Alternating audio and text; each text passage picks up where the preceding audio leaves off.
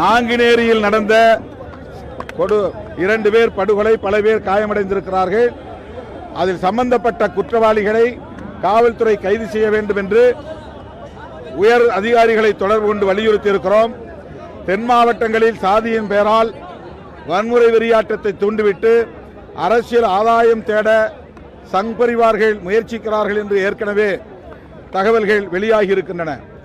அதற்கு ஒத்திகையோ இந்த செயல் என்று எண்ண தோன்றுகிறது. எந்த பின்புலமும் எந்த பின்னணி காரணமும் இல்லாமல் 2 பேர், அதில் ஒருவர் தலித், ஒருவர் நாடார் வகுப்பை சார்ந்தவர் என்று சொல்லப்படுகிறது. பல பேர் 10க்கும் மேற்பட்டவர்கள் காயமடைந்திருக்கிறார்கள். எனவே இதன் பின்னணியை முழுமையாக ஆய்ந்தறிய வேண்டும். சம்பந்தப்பட்டவர்கள் யாராக இருந்தாலும் அவர்கள் மீது கடும் நடவடிக்கை எடுக்க வேண்டும் என்று வலியுறுத்துகிறோம்.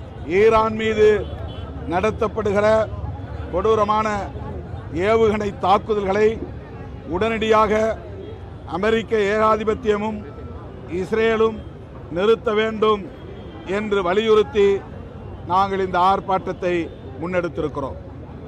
இந்திய ஒன்றிய அரசு உடனடியாக இதில் தலையிட்டு இந்த போரை நிறுத்த வேண்டும் என்று அமெரிக்காவுக்கும் இஸ்ரேலுக்கும் அழுத்தம் கொடுக்க வேண்டும் என்றும் வலியுறுத்துகிறோம்.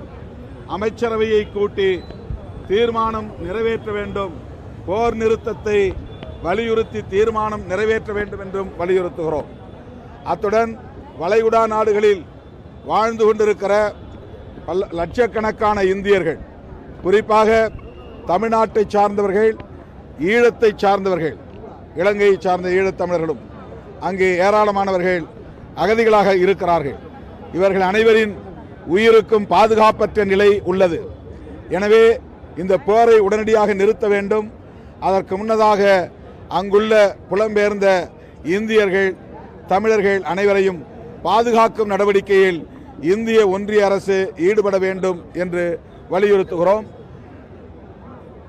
அமெரிக்க அதிபர் டொனால்டு ட்ரம்ப் அந்த நாட்டின் ஈரான் நாட்டின் அதிபர் காமினியை படுகொலை செய்திருப்பது மிக வன்மையாக கண்டிக்கிறோம். இடதுசாரிகள், விடுதலை சிறுத்தைகள் உள்ளிட்ட அனைத்து ஜனநாயக சக்திகளும் மிக வன்மையாக கண்டிக்கிறோம்.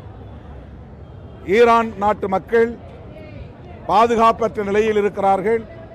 அவர்கள் தங்களை பாதுகாத்துக் கொள்வதற்காக முன்னெடுக்கிற முயற்சிகளுக்கு இந்திய அரசு உற்ற துணையாக இருக்க வேண்டும். ஈரானுக்கு ஆதரவாக சீனா, ரஷ்யா போன்ற நாடுகள் இன்றைக்கு குரல் கொடுக்க முன்வந்திருப்பதை வரவேற்கிறோம், பாராட்டுகிறோம். இந்தியாவில் உள்ள அனைத்து தரப்பு ஜனநாயக சக்திகளும் ஒருங்கிணைந்து இதற்கு ஆதரவு நல்க வேண்டும். உலகப் போர் மூளாமல் தடுப்பதற்கு ஒருங்கிணைந்து குரல் எழுப்ப வேண்டும் என்றும் கேட்டுக்கொள்கிறோம்.